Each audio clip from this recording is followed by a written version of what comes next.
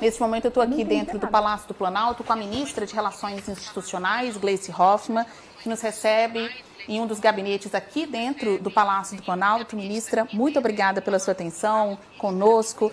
Estamos ao vivo no SBT News, no programa Poder Expresso. Ministra, eu quero saber qual a repercussão para o governo e também para os seus aliados, depois da derrota há algumas semanas, em relação àquela medida provisória que tratava da cobrança de mais impostos. Tinha um endereço certo, aquele imposto. Bilionários, bets, pessoas que investem em LCI, um tipo específico de investimento, mas aí, apesar do governo pedir ou mandar a sua base aliada fazer, isso acabou não passando no Congresso Nacional. E agora? Então, Basília, prazer estar falando com vocês na SBT News. É importante dizer que era uma matéria importante para o Brasil, porque justamente taxava o andar de cima. Bancos, bets, bilionários, fintechs, essas letras de crédito que você falou, gente que paga muito pouco imposto. Enquanto um trabalhador paga 27,5% de imposto de renda, quem ganha acima de 4, 5 mil, essa gente não chega a pagar 5%. Então, é muito pouco, a gente precisava aumentar esse tributo. Isso ajuda também para a arrecadação. Quer dizer, são recursos que vão financiar os programas importantes do governo. Então, é uma matéria importante para o Brasil, de justiça tributária, e importante para o governo, para as contas públicas. E nós pedimos muito para que os partidos que participam do governo, que nós julgamos base aliada, pudessem votar.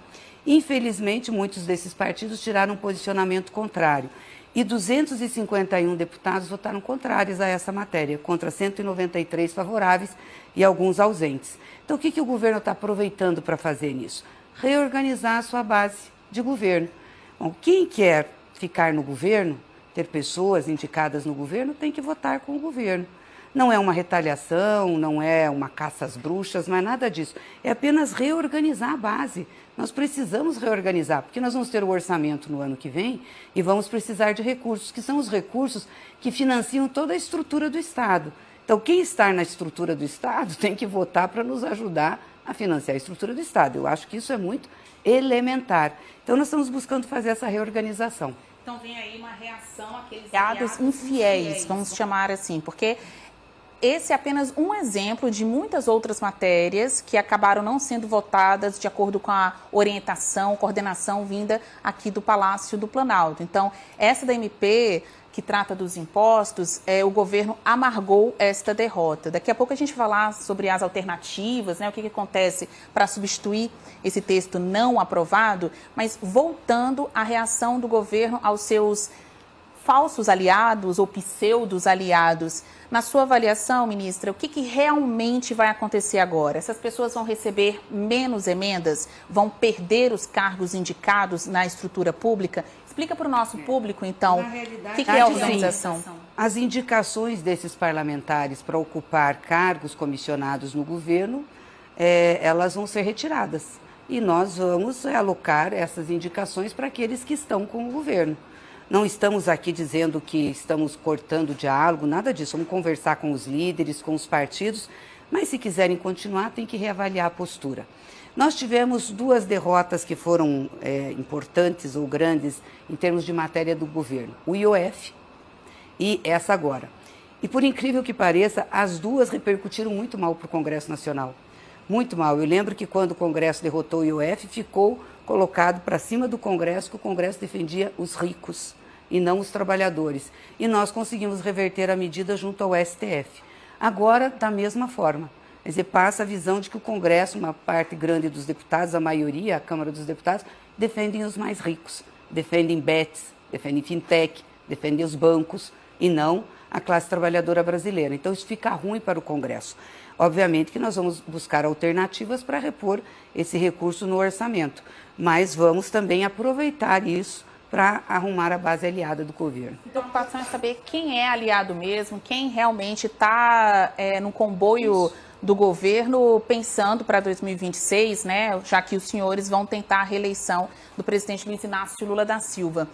Esse corte de gastos ou essa reação, ela é sumária? Votou contra a orientação do governo, já perde o cargo? Ou a senhora ainda vê um espaço de diálogo, pegar um ou outro, conversar e tentar adequar para a próxima votação? Já acabou a paciência, vai cortar mesmo?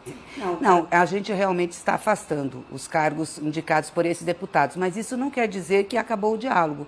Se tiver vontade de dialogar e realmente estar na base do governo, não tem problema. Mas tem que saber que daqui por diante tem que votar com o governo.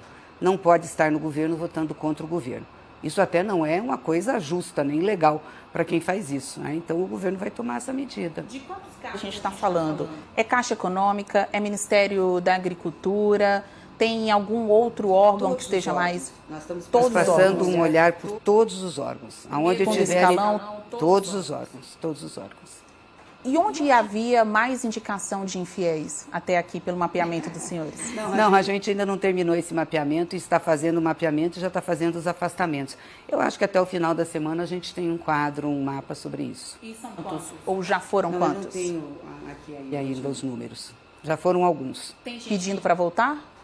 Tem gente nos procurando para conversar. Nós vamos conversar dessa forma que eu te falei, de forma muito franca, muito direta, muito reta, sem problema nenhum.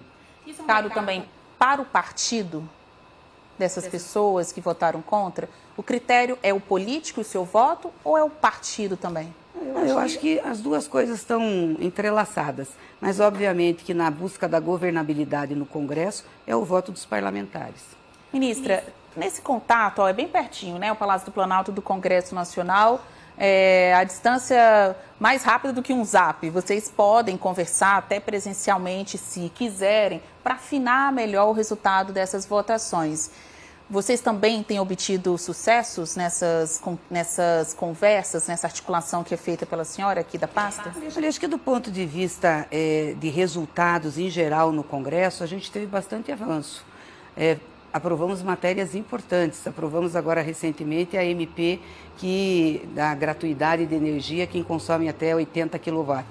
Aprovamos recentemente na Câmara o imposto de renda zero para quem ganha até R$5.000. São matérias muito importantes para o Brasil. Aprovamos também a medida provisória dos médicos especialistas, né? Agora tem especialistas. Também é uma matéria importante. Temos algumas outras que vão... E, é claro, nos anos anteriores também aprovamos matérias importantes. Mas tem algumas que são essenciais, que a gente julga importante, como essa da 1303. Por isso que a gente está fazendo esse movimento. Para falar de futuro, sobre outros projetos que vão entrar na pauta da Câmara e, consequentemente, do Senado também, que são de interesse do Palácio do Planalto. A gente pode falar no projeto da jornada de trabalho 6x1, que começou esse debate, outros parlamentares, a senhora que também é egressa do Congresso, né? A gente chama atenção para a Erika Hilton, do PSOL, outros políticos do PT também estão com essa bandeira para aprovar. Isso é pauta do Congresso, isso é pauta do governo, o Planalto vai apoiar? O Planalto vai apoiar, o presidente já tem se manifestado sobre isso. A redução da jornada de trabalho é um tema importante, que aliás acompanha aí há muitos anos o movimento sindical. Eu acho que a Erika teve a responsabilidade de trazer esse tema de uma forma talvez mais popular, né? Deu evidência àquele movimento que começou no Rio de Janeiro, com o vereador lá, a Vida Além do Trabalho, mas já existiam vários outros projetos de lei tramitando no Congresso. E eu até falei com a deputada Erika, nós vamos tentar fazer uma reunião entre essa semana ou na outra com todos os propositores de matéria semelhante, redução da jornada, fim da 6x1, para a gente ver uma forma de fazer com que esse debate aconteça no Congresso Nacional. Como o debate da isenção do imposto de renda. Quando a gente mandou o projeto, muita gente dizia assim, não, mas isso não vai aprovar, imagina, o Congresso não vai querer tributar o andar de cima. Foi difícil, demorou, mas eu acho que com o debate, com o diálogo, com a sociedade participando, a gente consegue mudar esse tipo de visão. Eu vejo como muita possibilidade nós avançarmos nessa pauta. Obviamente que não é uma pauta para esse ano, acho que a gente não consegue avançar, o ano já está terminando, mas se a gente colocar em debate, tiver um grande debate também ano que vem, eu acredito que a gente avança. A gente está falando, nesse caso, né, do fim da jornada, tão longa, 6x1, essa proposta é uma emenda à Constituição, então ainda é mais difícil aprovar do que um projeto de lei normal, né? O desafio do governo se abraçar mesmo, né, essa pauta, vai ser muito maior para aprovação. Então, em caso de traição, também na avaliação dessa PEC, o Planalto vai responder da mesma forma? Vamos ver como é que está. A gente não fala antecipadamente nada. Exatamente. Vamos ver como é que se dão as coisas. É uma represália, dá para dizer assim? Não é. Acabei de dizer para você, quando iniciei essa entrevista, não é uma represália, não é nada. É apenas que nós temos que reorganizar a base. Nós somos governo, nós precisamos da resposta da sociedade, precisamos do Congresso Nacional. Então, se os parlamentares querem participar do governo, seja através de indicação de pessoas para assumir cargos, de recursos, eles têm que ser governo. Porque você tem a sua casa, tem uma pessoa que vive na sua casa, mora na sua casa, come da sua comida, e essa pessoa não te respeita, não, entendeu? Não é leal com você, qual vai ser sua reação? Obviamente que não vai ficar com a pessoa ali. E a gente fala uma coisa para a pessoa e ela não entende realmente de início, né? No caso específico do governo, são 3 anos em que essa conversa não é 100% satisfatória, porque ainda há amargor, né? Como não ter a aprovação desse texto, que era importante para o governo para recompor o orçamento. A gente está falando de um buraco de 20 bilhões de reais. De onde vai vir, então, esse dinheiro para conseguir equilibrar as contas neste ano? A Fazenda está estudando isso. Então, o ministro Fernando Haddad deve apresentar para nós, para o presidente, uma proposta. A ideia é que isso seja decidido na volta do presidente Lula? Ele retorna amanhã já está chegando aí, ministra. A gente vai saber, inclusive, isso, né? Entre tantos assuntos que estão em banho-maria aqui no Brasil, à espera do retorno do presidente Lula, tem indicação para ministro no Supremo Tribunal Federal, possíveis mudanças aqui no governo mesmo, e também essa, qual vai ser a alternativa adotada pelo governo para equilibrar as contas, para recompor o orçamento depois dessa derrota no Congresso. Então, me deixa perguntar, por favor, para a senhora sobre estas pendências. Há a expectativa de que o presidente Lula anuncie o novo ministro que vai substituir o ministro Luiz Roberto Barroso no STF este mês ainda? Não sei. Aí é a decisão do presidente. Mudanças no governo, que vez ou outra sai uma notícia dizendo que ainda esse ano tem. Também é decisão dele, cabe a ele, não sei. Reunião ministerial, a senhora acredita que antes do ano acabar, antes desse 3º ano de governo acabar, tem nova reunião ministerial? E daí a importância da gente explicar para o nosso espectador que é claro que o presidente fala com os ministros na hora que ele quiser. Só que existe uma peculiaridade nas reuniões ministeriais que enchem, né, a sala com todos os ministros, os titulares, também muitas vezes lideranças de governo, representantes até de empresas públicas, porque é o momento que o chefe do time, né, reorganiza as estratégias de momento. Pode acontecer uma nova reunião ministerial, na sua avaliação, ainda agora, de 2025? Pode, mas também depende do presidente, ele não comentou nada sobre isso. A senhora acha que devemos ter novidades no que diz respeito ao tamanho da taxa de juros aplicada pelo Banco Central? Lembro bem que na época da campanha 2022, o governo falava da possibilidade de reduzir essa taxa de juros a um dígito. Mas o que a gente tem hoje? 15% de juros, de acordo com a última reunião do Copom. Isso não é bom para ninguém, imagino eu. Talvez o investidor que ganhe com a diferença dos fundos lá fora e os fundos locais deve ser ótimo. Mas para quem está aqui dentro no país, muita gente entende que é uma forma de equilibrar a inflação também, né? Que o Banco Central está atento à política fiscal do país, mas o que a gente pode esperar disso? A senhora que é uma ferrenha analista crítica mesmo dessa questão. O Banco Central está alinhado ou não aos interesses deste governo? O Banco Central é autônomo. E eu já fiz essa crítica lá atrás, quando nós discutimos esse projeto no Congresso Nacional. Uma autarquia ter autonomia, eu era contra. Mas ele é autônomo. Então, portanto, nós não temos interferência no que ele faz. Essa taxa de juros estratosférica que está aí começou incentivada pelo Roberto Campos Neto, que fez terrorismo fiscal. As contas não estão em dia, tem que aumentar os juros. O Galípolo, quando assumiu, indicado pelo presidente, continuou essa escala. Ou seja, e agora parou, não tá, mas teria que baixar. O problema é o seguinte, o setor produtivo também tem que pressionar o Banco Central. Hoje o Banco Central é pressionado só pelo setor financeiro. aí faz o que interessa ao setor financeiro. Está errado. Está errado, nós não temos força de determinar. O que eu posso fazer é criticar, e estou criticando, como criticava antes. Acho que está errado, é uma taxa estratosférica, ela é ruim para o desenvolvimento econômico e não está de acordo com os parâmetros da economia brasileira. Nós estamos com uma inflação que está sendo controlada, redução dos preços, o dólar está baixo, e não é por causa da taxa do Banco Central, não. O dólar está baixo por conta da economia americana, da economia mundial. Então não é justo com o povo brasileiro e com o setor produtivo continuar com essa taxa de juros. Quando a gente fala de Brasília, ainda mais nós, jornalistas, políticos, nós amamos falar de política. Mas taxa de juros, além de ser política e economia, principalmente, tem a ver com a vida das pessoas, né? É algo do tipo o Brasil real. As pessoas querem mesmo saber se a comida vai ficar mais em conta, se elas vão obter crédito para comprar as coisas que interessam a elas. Dá para o governo, mesmo tendo a autonomia do Banco Central, as questões relacionadas à responsabilidade fiscal, que é de todos que estão no comando do país, prometer para a população um custo de vida menor até o fim do governo Lula? Eu acho que o governo já está fazendo isso e entregando isso. A gente já teve uma queda nos preços dos alimentos, o que é importante, mas também temos programas que são muito importantes que ajudam para isso. Um exemplo que eu te falei, que o Congresso aprovou recentemente, a medida da energia elétrica. Quem ganha até 80 kW não paga conta de luz. E quem consome até 120 vai ter uma redução a partir do ano que vem. Isso ajuda muito, porque é dinheiro na mão das pessoas. O imposto de renda, que nós estamos isentando quem ganha abaixo de R$5.000, isso atinge mais de 85, quase 89% da população brasileira, que ganha abaixo de R$5.000. Então, atinge muita gente.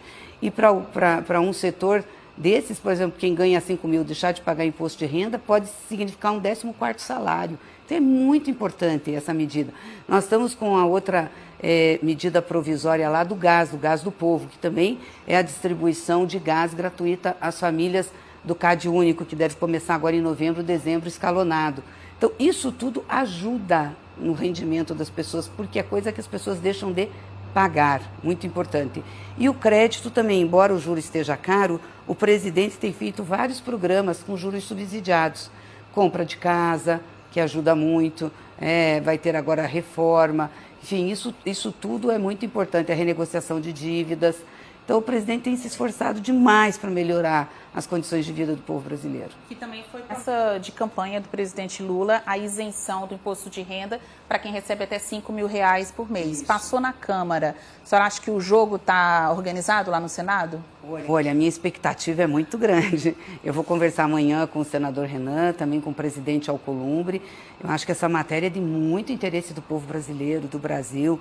E o Senado tem sido muito responsável também com os encaminhamentos que tem tomado aí com medidas. Eu acredito que sim. Ministra, tem só mais alguns assuntos antes da gente terminar a nossa entrevista de hoje. Houve uma decisão do presidente Lula em decreto publicado no Diário Oficial ampliando a atenção do gabinete presidencial ao cônjuge do presidente da República. No caso atual, Lula é casado com Janja. Isso dá mais acesso a Janja ao gabinete, porque a equipe presidencial poderá estar à disposição da primeira-dama.